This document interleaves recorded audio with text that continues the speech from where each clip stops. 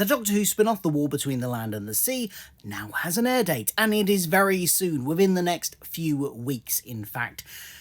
And we also have a little bit more information about what's going on in the show itself. So let's talk about this news and speculate on what we can fill in the gaps, what might be happening. Let me know your theories in the comments below. Hello, welcome to Culture Filter. I am the fill-in filter, and this is a Doctor Who / Doctor Who spin-off news video where we're talking about The War Between the Land and the Sea, the last bit of the Disney deal, apparently. This is a very strange situation that this spin-off finds itself in, because it's kind of tacked on to the end of an era. It is the last thing that's going to happen in the BBC Disney deal. It's not quite the last thing that Russell T Davies is going to be involved in, because we've got the, well, we don't know if he's leaving, but even if he does, he's definitely staying around for at least another Doctor Who Christmas special after this. But it does kind of feel like it's a bit of a weird moment for it to come.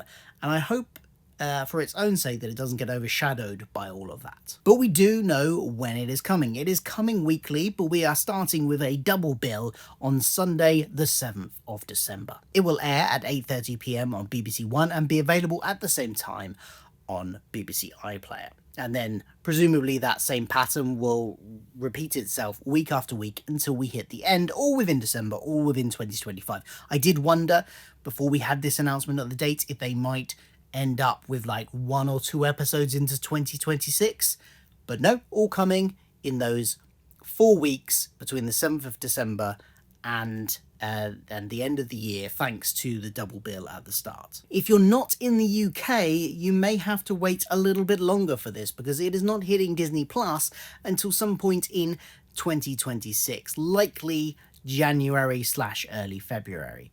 So yeah, I don't know if they're going to just drop it all at once. They may well do, in order to get people to it as fast as possible, given that it will be out there. And I'm sure some people via, methods will get hold of it if you are outside the UK, but they will want as many people to watch it as possible, I presume. This is, like I say, a weird time for Disney here. What are they going to do with it? Are they just going to kind of bury it, release it, and not... I can't imagine them putting much marketing into it, as it's the end of their kind of deal. It's not going to go anywhere for them. And consequently, the rights around this, and therefore will it get a second season, are murky, because if it does really well on the BBC and the BBC wanted a second season as it started as a co-production with Disney, what does that mean rights-wise? Will they have the opportunity to continue it if they want to? I suppose the way it's titled, you could just do another unit spin-off series with a slightly different title and it would still work, but we'll see. We have I think it's a new synopsis as well, which reads that the 5-part series follows Barclay, played by Russell Tovey, a low-level unit staff member.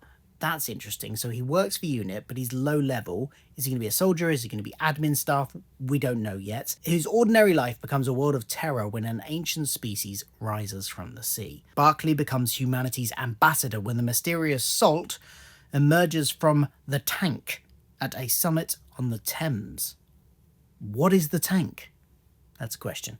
UNIT, led by Kate Lethbridge-Stewart, fights for control as humanity faces destruction. The fact that she emerges from a tank is interesting. Does that mean that they have her captured already and she emerges from it?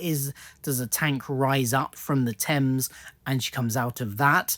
A tank of some kind that is made by the Sea Devils / what are they called in this? There was something the other day about not calling them Sea Devils, calling them Aqua... I don't know. I can't remember what it was now.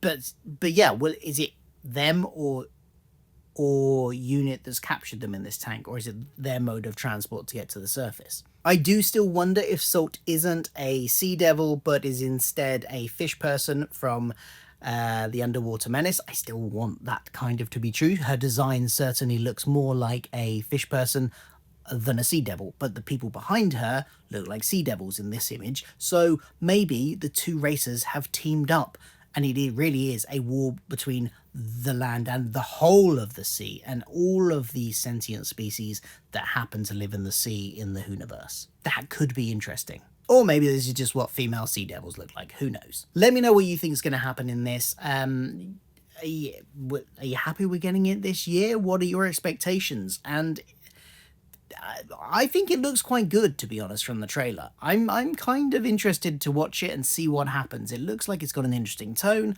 and I think it will be good. It's just a shame that it kind of feels a bit tacked on to the end of an era. But we'll see what it's like. Let me know your thoughts in the comments below. I'll be back for more Doctor Who videos and related videos and other geeky pop culture videos soon. See you then.